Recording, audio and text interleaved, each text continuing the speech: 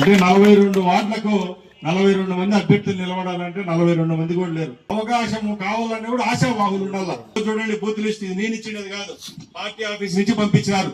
89 బూతుల్లో చెత్తగా మైనస్ వచ్చింది. మనకు 89 బూతుల్లో చెత్తగా మైనస్ వచ్చింది. కొన్ని గ్రామాల్లో అయితే 4 బూతులు ఉంటే 4 బూతులు కూడా మైనస్ పోయినాయి. కొన్ని పార్టీల వల్ల పెట్టుకోవడం వల్ల, సమీకరణ వల్ల కొన్ని ఊర్లలో పోయినాయి. ఈడుండే సమీకరణలు ఉన్నాయి, ఈడుండే కులాలు ఉన్నాయి, ఈడుండే మతాలు ఉన్నాయి. వీళ్లకు కొన్ని ప్రేమలు ఉన్నాయి, ఇంకా సావలేదు. ఆ ప్రేమలు సావు కూడా అది గుర్తు పెట్టుకొని మనం ఎలక్షన్ చేస్తే గెలుస్తాం ఈసారి. ఇంకా రాష్ట్రంలో ఇంతకంటే మెజార్టీ ఎప్పుడు రాదు, ఏ పార్టీకి రాదు. అలాంటి మెజార్టీ వచ్చిన సీటే ఈసారి మనం ఎంతటితో గెలిచినాం బాగా లెక్కేసుకోండి. అలాంటప్పుడు మనం ఆశామాషిగా తీసేయకూడదు.